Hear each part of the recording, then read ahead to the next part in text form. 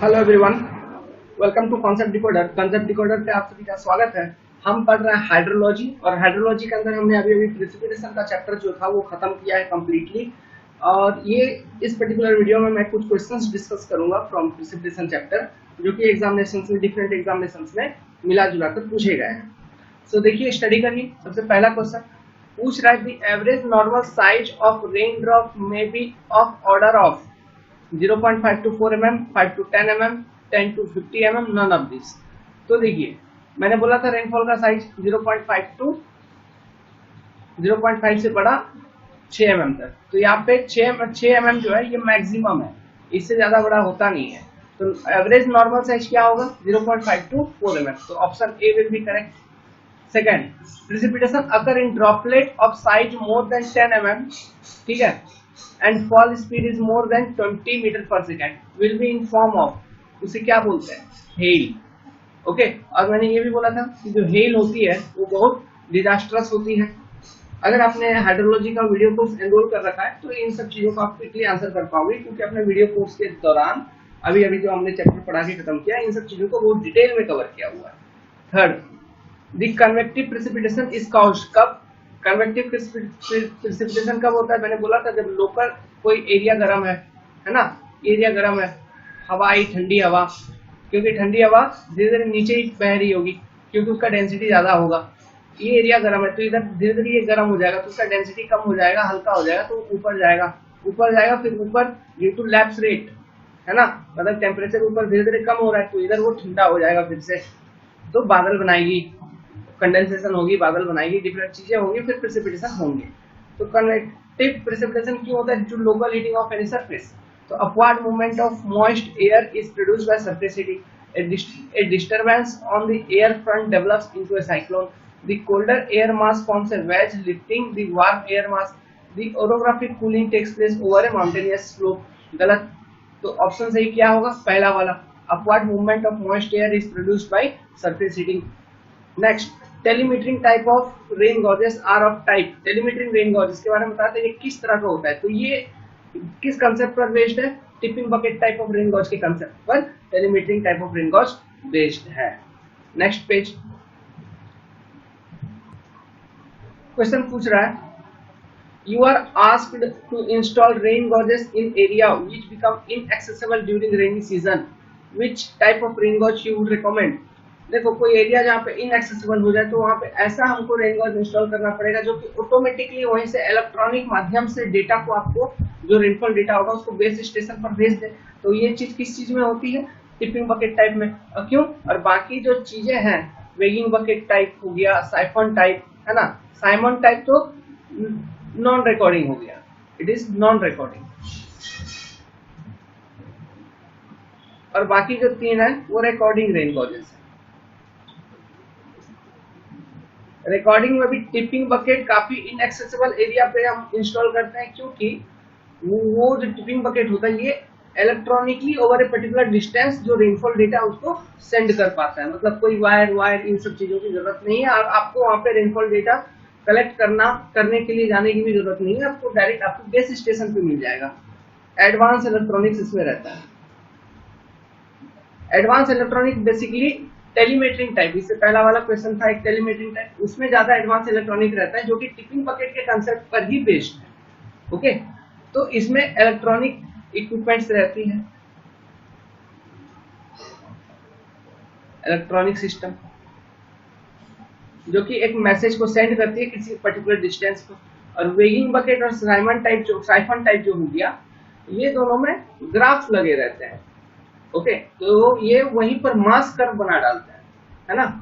इनमें एक ड्रम लगा रहता है, उस ड्रम में ग्राफ पेपर अटैच होती है जिसमें ये जितने भी रेनफॉल एक्यूमुलेट हो रहे हैं विद रिस्पेक्ट टू टाइम, उसका एक कर्व बनाता है जिसको हम मास कर्व कहते हैं। Okay, next, mass curve of precipitation is produced by a rain gauge of. Well, किस तरह के रेन गॉज से मास कर्व आपका बनता है?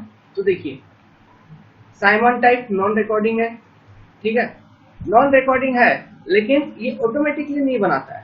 आप नॉन रिकॉर्डिंग है लेकिन जो भी रेनफॉल डेटा, रेनफॉल इसने कलेक्ट किया, आप जाओगे मैनुअली मेजर करोगे, है ना, विद रिस्पेक्ट टू ड्यूरेशन आप मैनुअली मेजर किए, फिर जाके आप खुद से प्लॉट कर पाओगे। तो ये भी करता है, ऐसा कुछ नहीं है कि नहीं करता, लेकिन यहाँ पे क्वेश्चन पूछा डायरेक्टली कि एक्चुअली में कौन बनाता है। ओके, मतलब ऑटोमेटिकली। तो देखिए साइमन टाइप बनाता है लेकिन ऑटोमेटिक नहीं। टिपिंग बकेट टाइप ये बना सकता है, लेकिन हम इसको मजबूर नहीं करते हैं कि ये बनाए, क्योंकि इसमें इलेक्ट्रॉनिक सिस्टम भी होती है, तो ये डायरेक्टली डेटा जो है ये इलेक्ट्रॉनिक मतलब अपने बेस स्टेशन पे भेज देता है। स्टोरेज टाइप है ना, सब ये सब मैनुअल है। ओके, इसमें केवल ये नॉन रिकॉर्ड ये रिकॉर्डिंग है tipping bucket. Natural siphon type, तो इसमें करेक्ट ऑप्शन क्या होगा? Option number D, which is natural siphon type. Okay, this one. Now, next question. 7. The minimum percentage of recording gauges in a total network of rain gauges as recommended by Indian standard. कितना होना चाहिए? कम से कम 10%। मतलब rain gauge density मैंने पढ़ाया था, network density, तो उसमें से मान लो 100 रेन गॉजेस है, तो 100 रेन गॉजेस है, तो 100 रेन गॉजेस किसी कैचमेंट एरिया में इंस्टॉल करना है, तो उसमें से कम कितने रिकॉर्डिंग रेन गॉजेस होना चाहिए? कम से कम 10%, मतलब 10 रिकॉर्डिंग रेन गॉजेस होना ही चाहिए, है ना। तो यही क्वेश्चन ये पूछा है। नेक्स्ट क्वेश्चन यहीं पे देखिए, एक न्यूमेरिकल ये पूछा है, बड़ा सिंपल है, न्यूमेरिकल होगा। The average annual rainfall at station A, B and C 160, 180, 200 cm respectively in 1993 station B became inoperative. 1990 में क्या हुआ? जो स्टेशन बी था ये काम करना बंद कर दिया, and station A and C record annual rainfall of 170, 180 cm respectively. The annual rainfall of station B for 1990 would be then estimated as, ये मिसिंग डेटा है, ओके, क्योंकि ये खराब हो गया था। सो और यहाँ क्वेश्चन में गिवन है the average annual rainfall at station A, B, C given है, तो इसको कैलकुलेट करिए। कैसे कैलकुलेट करेंगे? तो इस क्वेश्चन को सॉल्व करेंगे by concept of using normal ratio method. क्यों? क्योंकि देखिए average annual rainfall at station A, just minute, A B C आपको गिवन है 160, 180 एंड 200। तो 180 का 10% निकालिए, कितना हुआ? 18। तो 180 प्लस 18 198, 180 माइनस 18 162। तो जो ए और बी अदर स्टेशंस का जो वैल्यू है नॉर्मल एवरेज एनुअल प्रेसिपिटेशन का, वो वैल्यू 162 से लेके 198 के रेंज में होना चाहिए। तो इसके बाहर है, देखिए ए स्टेशन ए पे जो प्रेसिपिटेशन है वो इट इज लेस देन 160, 162, है ना। तो 10% का जो कॉन्सेप्ट है उसको सेटिस्फाई नहीं कर रहा है, तो हम नॉर्मल रेशियो मेथड को यूज करेंगे। तो नॉर्मल रेशियो मेथड को यूज करेंगे तो हम कैसे सॉल्व करेंगे? इक्वेशन मेरा क्या हो जाएगा? P x equal to 180/2 into 170/160 plus 180/190, sorry 200। तो ये आंसर आ जाएगी आपका 176.6। Option B will be correct. Clear है? सो देखिए क्वेश्चन नंबर 9 कहता है if absolutely no error is allowed in the measurement of mean rainfall in a catchment, the optimum number of rain gauge station required is. तो optimum number of rain gauge n equal to क्या होता है? मैंने आपको बताया था CV upon epsilon error in percentage का स्क्वायर। इफ नो एरर मतलब डिनोमिनेटर 0 हो जाएगा, तो n टेंड्स टू इंफिनिटी ही नहीं, तो option B will be correct. Question number 10, how many additional gauges are required in a catchment if the error allowed in estimation of mean rainfall is to be reduced by half than the present one? Let's suppose this is the optimum number of rain gauges required. ये formula आपका, ठीक है। तो अभी error कितना? Error अपस्लाइन है, लेकिन आप कहता है error is to be reduced half, मतलब एरर कितना हो जाएगा? 0.5 अपस्लाइन मीन्स 1/2 अपस्लाइन। तो n इक्वल टू क्या होगा? तो देखिए CV अपॉन 1/2 टाइम्स अपस्लाइन का स्क्वायर मीन्स 2 ऊपर जाएगा, तो n equal to 4 times CV by epsilon का स्क्वायर में लिख सकता हूं, तो 4 times that of the present one, है ना। तो क्वेश्चन नंबर 10 का answer D. Question number 11, the highest rain gauge density has been adopted in, मैंने बताया था देखिए इंडिया, यूएसए, यूके, इजराइल, तो इनमें से मैंने बताया था कि जो इजराइल देश है उस देश का वाटर रिसोर्स डिपार्टमेंट काफी अच्छा है ना, तो वहां पे सबसे ज्यादा रेनगॉस डेंसिटी है। क्वेश्चन पढ़िए, क्वेश्चन नंबर 12, ए रेनफॉल हाइटोग्राफ क्या है? इज ए ग्राफ बिटवीन, ये जो रेनफॉल हाइटोग्राफ होती है इसको और हम डिटेल में आगे पढ़ेंगे वीडियो कोर्सेज में, लेकिन इसको ध्यान रखिए, it is a graph between rainfall intensity versus time. जो ग्राफ बनती है उसको हाइटोग्राफ कहते हैं। ओके, इस तरह का बार चार्ट के फॉर्म में एक ग्राफ बनती है, इधर हम रेनफॉल इंटेंसिटी RI लिखते हैं और इधर ड्यूरेशन रहता है, ड्यूरेशन, और एक बार चार्ट बनाते हैं हम यहाँ पे, मतलब इस तरह से।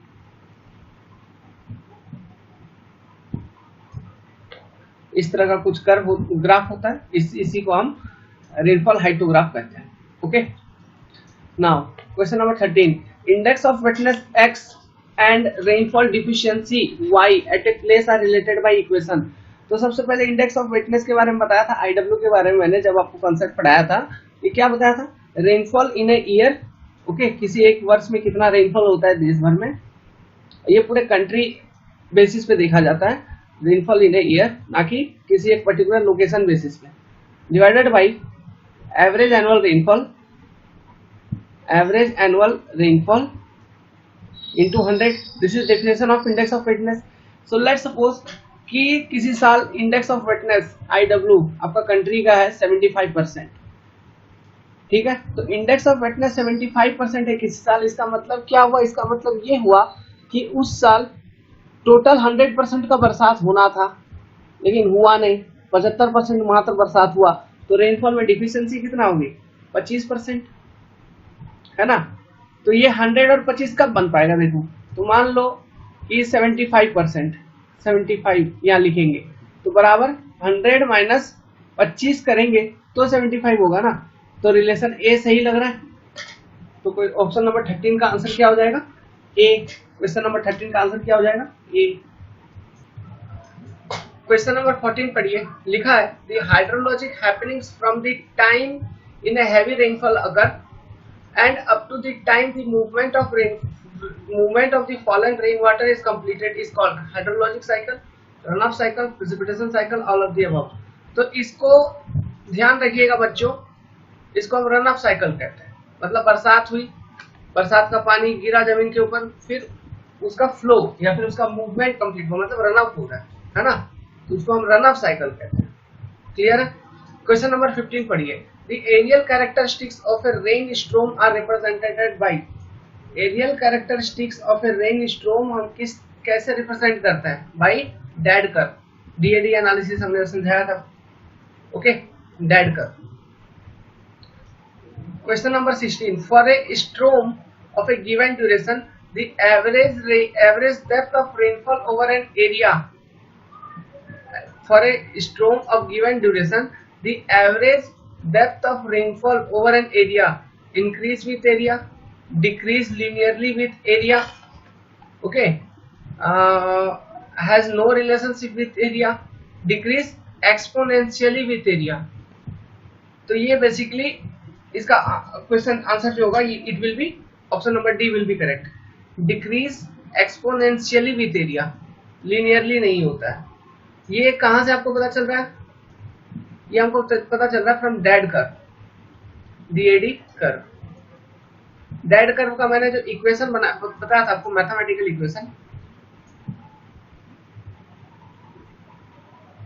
इक्वेशन जो बताया था, उस इक्वेशन को ध्यान में रखते हुए ये चीज, इसका आंसर आप कर पाओगे। वो मैथमेटिकल इक्वेशन जो डैड कर्व के दौरान पढ़ाने के दौरान मैंने बताया था, वो क्या बताया था? P equal to P not e to the power minus k divided by an। तो देखिए एक्सपोनेंशियल डिक्रीज हो रहा है in depth of precipitation. Okay, now next question 17, through dad analysis the maximum average depth of rainfall over 100 kilometre square area caused by one day स्ट्रोम, किसी एक दिन का स्ट्रोम के माध्यम से डैड एनालिसिस पे 100 किलोमीटर स्क्वायर एरिया पर जो डेप्थ ऑफ रेनफॉल था, डेप्थ ऑफ प्रेसिपिटेशन था, वो दैट वाज 22 cm। तो for this same area the maximum average depth caused bye 3 day storm will be कितना होगा? तो इसका आंसर क्या होगा? सोचो, अब पढ़ो।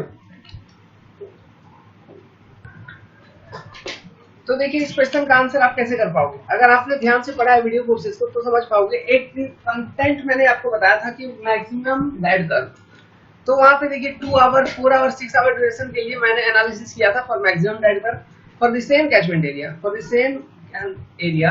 और हमने वहां पे देखा था जब कि जो जैसे जैसे आपका ड्यूरेशन बढ़ता है ना, तो आपका मैक्सिमम डेप्थ भी बढ़ेगा। सो जब 1 डे स्टॉर्म के लिए 22 था, तो 3 डे स्टॉर्म के लिए जो मैक्सिमम डेप्थ ऑफ प्रेसिपिटेशन होगा it will obviously more than 22। तो option A will be correct. जो इससे पहले वाले वीडियो में डेड कर्व पर जो मैंने क्वेश्चन बनवाया था, उस कॉन्सेप्ट का लॉजिक को यूज करके यहाँ पे सॉल्व कर सकते हैं। तो देखिए कितना डिटेल में, कितना बारीकी से क्वेश्चन पूछ रहा है, बड़ा टफ।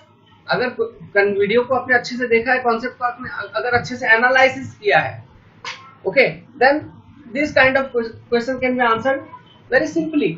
लेकिन आपको समझ में ही नहीं आया, बहुत मुश्किल, मतलब आप गौर से पढ़े ही नहीं, तो इस तरह का क्वेश्चन को आंसर करना टफ हो जाएगा। तो लगता है अरे रे रे रे, ऐसा तो कई किताबों में नहीं पढ़ा, ऐसा तो कुछ लिखा नहीं है, ऐसा statement.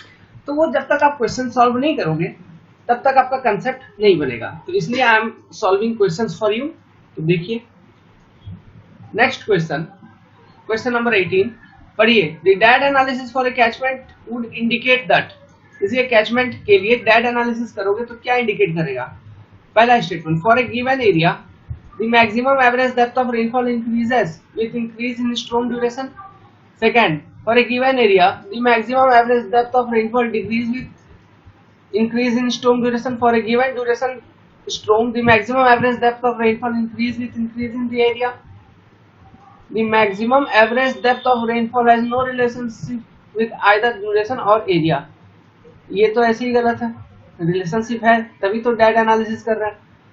Next, for a given duration स्ट्रोम, किसी एक ड्यूरेशन स्ट्रोम के लिए the maximum average depth of rainfall increase with increase in area. ऐसा नहीं है, ये डिक्रीज होता है। जैसे एरिया इंक्रीज होता है आपका depth of rainfall progressively decrease होता है। ये चीज तो डेट रिप्रेजेंट करता है ना, फ्रॉम सेंटर ऑफ स्ट्रोम।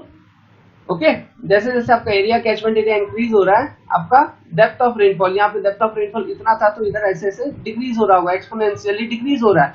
अभी तो एक इक्वेशन हमने देखा था मैथमेटिकल फॉर्म उसका, तो ये भी गलत हो गया। Next, for a given area the maximum average depth of rainfall decreases with increase in स्ट्रोम duration, ये तो है ही नहीं, तो पहला वाला स्टेटमेंट आपका ट्रू होगा।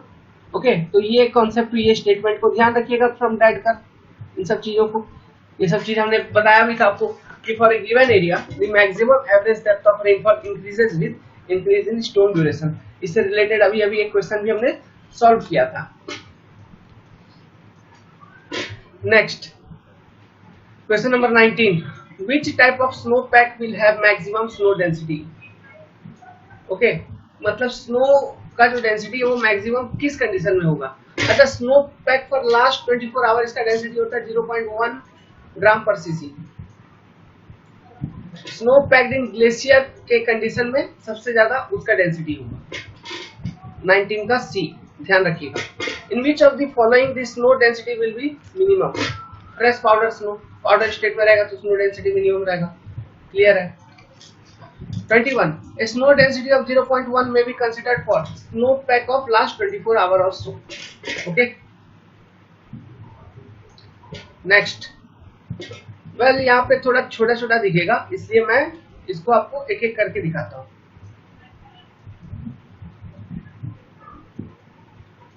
पढ़िए question number 22, the portion of rainfall which infiltrate into ground moves laterally and joins the stream is known as subsurface flow.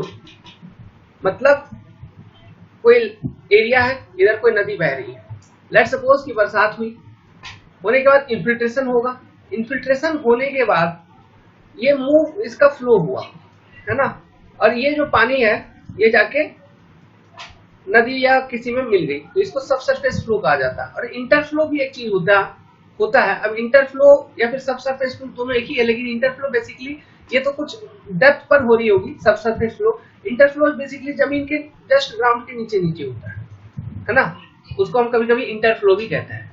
Next question number 23 पढ़िए, तो इसका आंसर हो जाएगा बी। 23 क्या है, a rain gauge should be preferably fixed in an open space, ज्यादा disturbances वगैरह कुछ नहीं होना चाहिए। 24 rate of evaporation from a water surface increases. अच्छा ये जो अब क्वेश्चन है ये है फैक्टर्स अफेक्टिंग इवापोरेशन। अभी जब मैं लॉसेस पढ़ाऊंगा, एक चैप्टर पढ़ाऊंगा मैं लॉसेस इन प्रेसिपिटेशन जो है, जैसे उसमें interception loss, evaporation loss, transpiration loss, evapotranspiration loss, इनको कैसे कैसे निकाला जाता है, इन्फिल्ट्रेशन लॉस, इन सब चीजों को डिटेल में एक्सप्लेन करूंगा। ओके, तो वहां पर ये सारे फैक्टर्स को भी मैं डिस्कस करूंगा। तो अभी के लिए जान लीजिए कि rate of evaporation from water surface increases if, question option जो दिया हुआ है वो पढ़िए, difference of vapour pressure between saturated air and actual prevailing increases. मतलब एक कॉन्सेप्ट होती है, ये कॉन्सेप्ट है डाल्टन्स लॉ, डाल्टन लॉ है ना, ये मैं बताऊंगा जब इवापोरेशन पढ़ाऊंगा। तो उसके अकॉर्डिंग क्या है, लेट्स सपोज जो एक्चुअल वेपर प्रेशर और जो सैचुरेशन वेपर प्रेशर है इसके बीच का जितना ज्यादा डिफरेंस होगा तो इवापोरेशन उतना तेजी से होगा, है ना। तो वो मतलब rate of evaporation is directly proportional to this difference between saturated vapour pressure and actual prevailing vapour pressure, ये डाल्टन्स लॉ कहता है ना। तो पहला स्टेटमेंट ट्रू है। वेलोसिटी ऑफ विंड डिक्रीज, देखो वेलोसिटी ऑफ विंड अगर डिक्रीज हो जाएगा तो ये एक फैक्टर है। देखो जैसे जैसे आपका कोई लेक है, मान लो एक पोखर है, गर्म है, पूरा गर्म है वो एरिया, गर्म होने के कारण जो पानी है वो भाप में बन रहा है, तो भाप बन रहा है तो ये पोखर के अगल बगल जमा हो रहा है। अगर हवा का गति बहुत कम होगा तो ये जो भाप इधर उधर जमा हो रहा है तो इस भाप को यहाँ से हवा लेके जा नहीं पाएगा, और उस भाप को अगर वहां से हवा लेके नहीं गया तो वो जगह सैचुरेट हो जाएगा। मतलब जितना उस जगह में मॉइस्चर चाहिए, वेपर चाहिए, वो तो वेपर वो एयर ने ले लिया है, तो अब एयर में फ्री स्पेस है ही नहीं वेपर लेने को, तो इवापोरेशन होगा क्या, नहीं होगा। तो इसलिए अगर विंड स्पीड थोड़ा अच्छा खासा होगा तो ये जो वेपर बन रहा है इसको ये उड़ा के ले जाएगा, तो ये जगह फिर से खाली हो जाएगी, फिर से यहाँ से इवापोरेशन होगा। तो इनडायरेक्टली जो evaporation is affected by wind speed. Clear है। तो ये सब फैक्टर डिस्कस करूंगा, आपको परेशान होने की जरूरत नहीं है। तो यहाँ पे इंक्रीजेस का कॉन्सेप्ट जो है ये पूछा है, तो ये ऑप्शन गलत हो जाएगा। Now option number 3, concentration of soluble solid in water decrease, तो ये भी सही है। तो आपका जो स्टेटमेंट ट्रू है, इंक्रीज कब होगा, जब ये जो सॉल्युबल सॉलिड है ये एक तरह का इम्प्यूरिटी है जिसके कारण इवापोरेशन का रेट कम हो जाता है। क्लियर है। तो आपका करेक्ट ऑप्शन हो जाएगा option number B. Okay, 1 and 3 is correct. Okay, 1 and 3 is correct.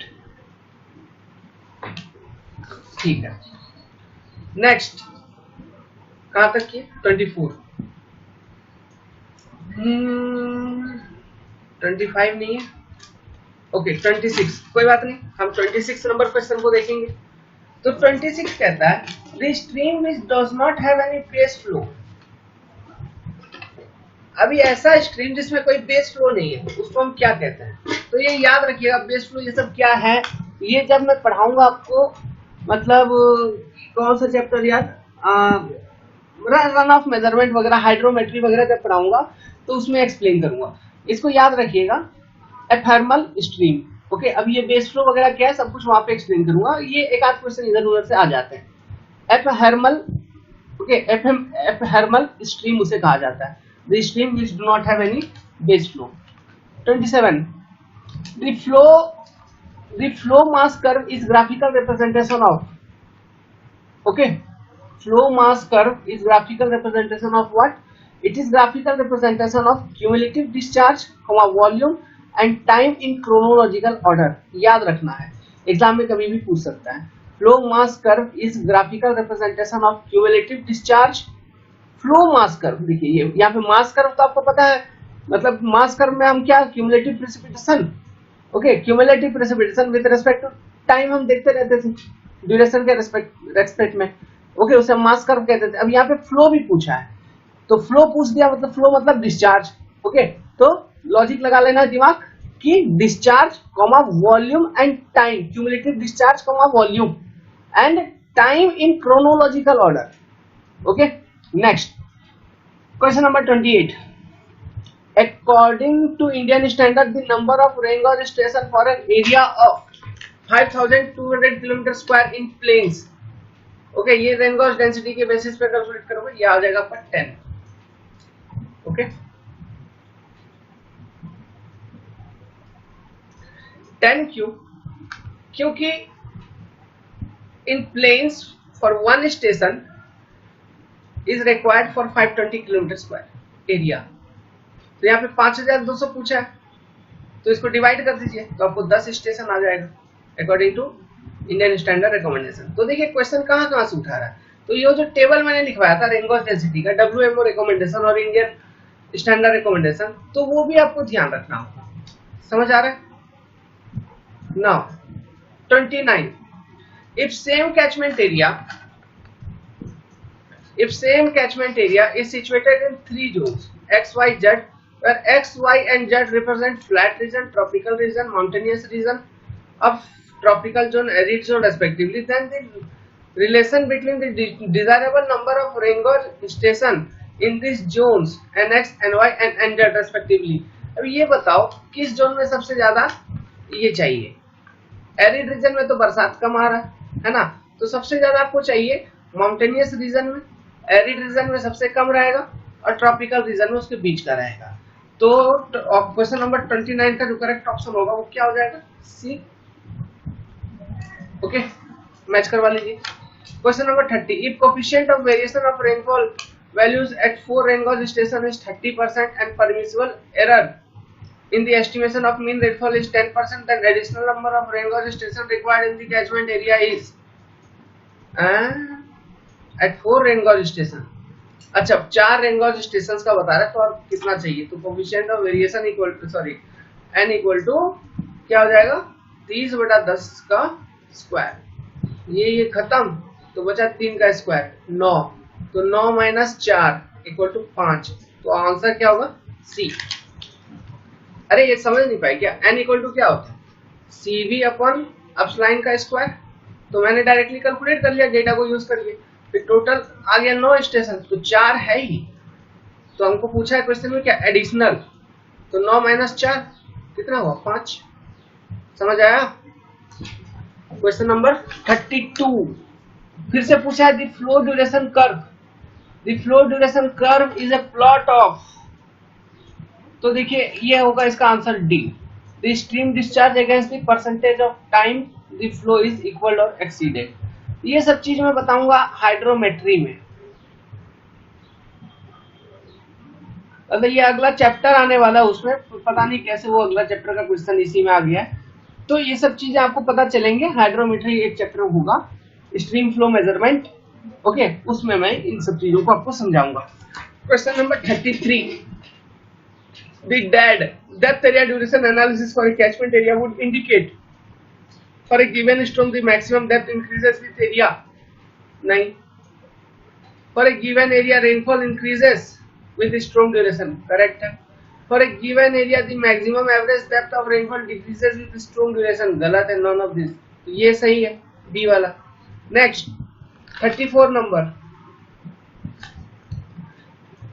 If P is एक minute,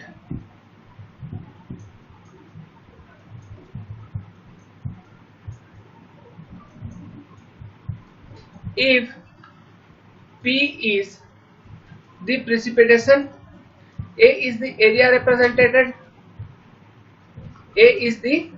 represented by rain gauge and N is the number of rain gauge in catchment area, then weighted mean rainfall is क्या होगा इसका answer? एकदम simple, weighted mean rainfall will be C. 35. The following rainfall data refers to station A and B which are equidistant from station X. The value of P will be, इसको calculate करिए. तो ये simple estimation of missing data वाला concept है. तो यहाँ पे देखो ये आपका नॉर्मल रेनफॉल है, गिवन है, तो इसका वेरिएशन देख लीजिए 10% के अंदर है कि नहीं, अगल बगल स्टेशन के तो नहीं है. नॉर्मल रेशियो मेथड, तो कैसे 250/2 ब्रैकेट में 140/200 प्लस 270 बाई 300। सिंप्लीफाई करेंगे, सॉल्व करेंगे तो आंसर आ जाएगा बी 200 mm। ओके, अच्छा वही सेम क्वेश्चन है 34 35। तो इसका ऑप्शन वेटेड मीन तो देख लियो, वेटेड मीन क्या, summation of A P divided by sum of A, this will be weighted mean option C. Okay, और इसका तो 200 sorry not 220 200, option D. Next question है देखिए 36 नंबर, क्या पूछ रहे 36वां question, a tropical cyclone is a क्या low pressure zone that occurs, नहीं डी, इसका ऑप्शन डी होगा, zone of low pressure with anti clockwise wind in northern hemisphere. अब साइक्लोन ये सब टॉपिक से कभी कभी क्वेश्चन आता है, ओके, एक आध बार आया है, तो अगर आप इसको पढ़ना चाहो तो आप पढ़ सकते हो। Okay, it is not necessary, but related to this इसका डेफिनेशन, बेसिक डेफिनेशन क्या है इतना जानिए काफी है। तो एक साइक्लोन क्या है, zone of low pressure with anti clockwise wind in northern hemisphere. 37 orographic precipitation occur due to air masses, okay, due to air masses being lifted to higher altitude by the presence of mountain barrier, option number C correct। the average annual rainfall, अरे sorry इधर की जगह pen आ गया था। the average annual rainfall over the whole India, मैंने आपको बताया था लगभग 120 cm के बराबर होता है, तो यहाँ पे 120 cm के बराबर का कौन सा है, option number D will be correct. The standard Symons type rain gauge has a collecting area of 127 mm, मतलब 12.7। The standard recording rain gauge adopted in India, natural siphon type है ना, या फिर फ्लोट टाइप जिसको हम कहते हैं, तो option number B will be correct. The following recording rain gauges do not produce the mass curve of precipitation as a record। तो इनमें से कौन सा मास कर्व नहीं बनाता, बी टिपिंग बकेट। क्यों, टिपिंग बकेट में हम ड्रम अटैच करके नहीं रखते, इसमें इलेक्ट्रॉनिक सिस्टम रहता है, तो इसलिए ये क्या करता है, डायरेक्टली उस डेटा को इलेक्ट्रॉनिक बेस स्टेशन पे शिफ्ट कर देता है, तो ये मास कर्व नहीं बनाता है। ओके, और बाकी सब में एक ग्राफ पेपर रहता है जहाँ पे मास कर्व बन जाती है। When specific information about density of snowfall is not available, the water equivalent of snowfall is taken as कितना, 10%। ओके, याद रखिएगा इसका आंसर होगा 10%, सी। Now question number 43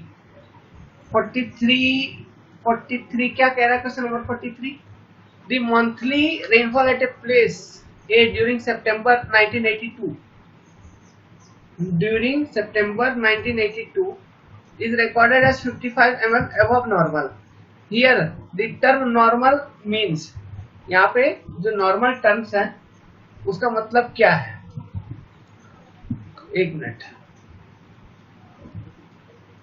The term normal means the rainfall in the same month, in the same month in previous year, the rainfall was normally expected based on previous month data, the average rainfall computed from past 12 months record, the average monthly rainfall for September computed from a specific 30 years of past record, option D।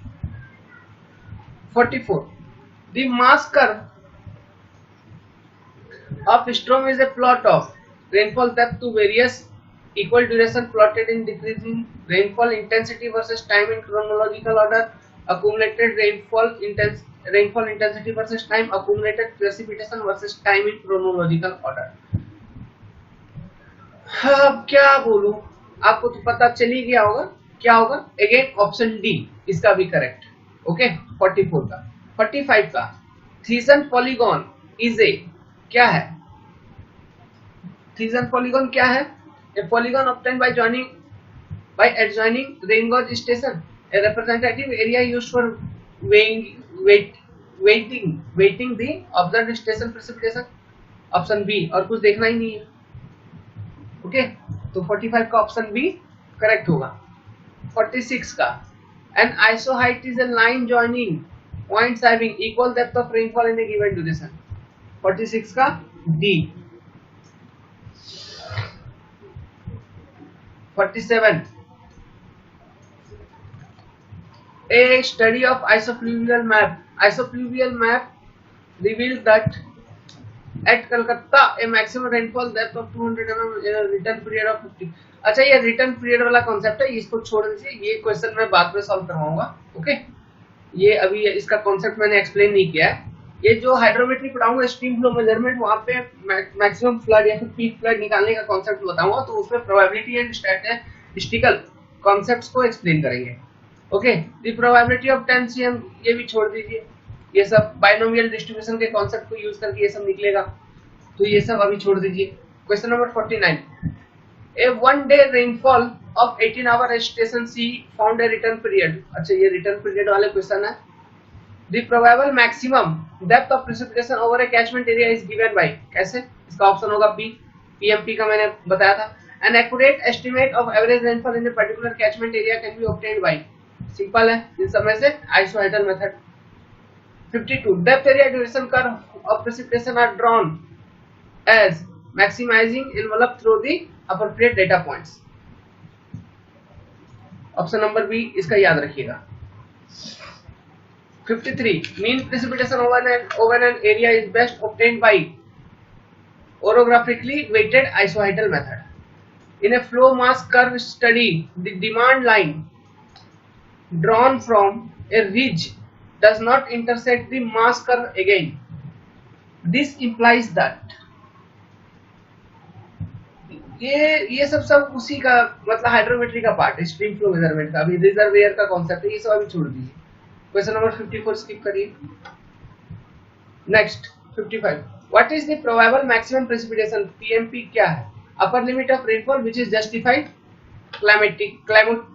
क्लाइमेटोलॉजिकली, है ना, जो physically possible rainfall है लेकिन extreme. Question number 56. Consider the following with respect to double mass curve. Double mass curve का कुछ है. Okay, ये क्या है? इनकंसिस्टेंसी ऑफ रिकॉर्ड, है ना, और ये plot of accumulated rainfall of station versus accumulated rainfall of a group of station. तो कौन कौन से सही है, which of the statements are correct. तो ये देखिए, पहला गलत है, दूसरा भी गलत है, तीसरा चौथा सही, C. Next 57. Generally to estimate PMP, PM equal to 42 इतना is PM equal to maximum depth of precipitation. अच्छा ये वर्ल्ड का है, world highest of the precipitation, जो मैंने बताया था इससे पहले वाले वीडियो में. तो इसमें यूनिट पूछा है, तो पी का यूनिट किसमें है? ये सेंटीमीटर में रहता है और डी का यूनिट आवर में रहता है ना, तो इसका ऑप्शन डी करेक्ट होगा, सेंटीमीटर आवर. 57 का. 59. Condensation of water vapour into droplet preceded the precipitation process. ठीक है, कंडेंसेशन होगा तभी प्रेसिपिटेशन होगा. Formation of precipitation droplet is predicted on the presence of condensation of nuclei. ठीक है, जब तक न्यूक्लियाई नहीं होगा तो उसके ऊपर कंडेंसेशन होता है ना, तभी तो ड्रॉपलेट बनती है. तो दोनों मतलब ये स्टेटमेंट करेक्ट है, उसका ये भी रीजन सही है, मतलब इसका ऑप्शन होगा ए. मतलब ये ए, both statement 1 and statement 2 are individually true and statement 2 is the correct explanation of statement 1. 60. Hydrology is science which deals with, क्या हाइड्रोलॉजी जो एक विज्ञान है, ये किस चीज से डील करता है? Surface as well as ground water, सारे पानी जो भी है. The average annual run off in depth for world is about 32 cm, याद रखना है. नेक्स्ट, अच्छा ये क्या है? The average annual run off depth in world, ठीक है, ये 32 cm है, इसको याद रखना. The national water policy 2002 of India gives the top priority to drinking water. Out of the following industry, okay, out of the following industry the industrial water demand in kiloliter per ton of finished product is minimum for, सबसे ज्यादा किसमें minimum water लगती है? तो straw board production unit. Paper में ज्यादा, textile में ज्यादा, स्टील में भी ज्यादा. ओके, इसमें डी. ये सब देखिए, ये सब क्वेश्चन इधर उधर का क्वेश्चन है, बस सेम क्वेश्चन रिपीट होते रहेंगे, अगर आएंगे भी तो एग्जाम में. या फिर इन ऑप्शंस में से ही पूछेंगे। ओके, तो ध्यान रखिएगा, straw board production unit. 64 all India forecast of rainfall at present कहाँ होता है? वो न्यू दिल्ली में होता है। ठीक है, वेल ये सारे कुछ कुछ क्वेश्चंस थे। अगर आपको ये वीडियो पसंद आया हो तो वीडियो को लाइक जरूर करिएगा। So with this I am ending this video here only, and hydrology का पेपर पेड है, एनरोल कर लीजिए, बहुत कुछ सीखने को मिलेगा। और जितने भी क्वेश्चन इस वीडियो में स्किप किया, जैसे रिटर्न पीरियड वाला कॉन्सेप्ट, प्रोबेबिलिटी वाले कॉन्सेप्ट्स, उन सारे कॉन्सेप्ट्स को आने वाले वीडियोस में मैं जब सिखाऊंगा फिर जाके ये इन सब क्वेश्चन को डील करेंगे। इन सबको क्या, और भी बहुत खतरनाक खतरनाक क्वेश्चन को डील करेंगे। तो बच्चे वाले थे, रिटर्न पीरियड, ये वो छोटे छोटे पिद्दी पिद्दी क्वेश्चन थे। ओके, हम लोग खतरनाक क्वेश्चंस को डील करेंगे। क्लियर है? So hydrology is paid, you can enroll into hydrology paper. आप संपर्क करने के लिए हमारे ईमेल आईडी को यूज करिए, फेसबुक यूज करिए, and WhatsApp me at 708420 353। Download our app which is available at Google Play Store by name Concept Decoder. From there you can message me. Okay, so good luck, have a nice day.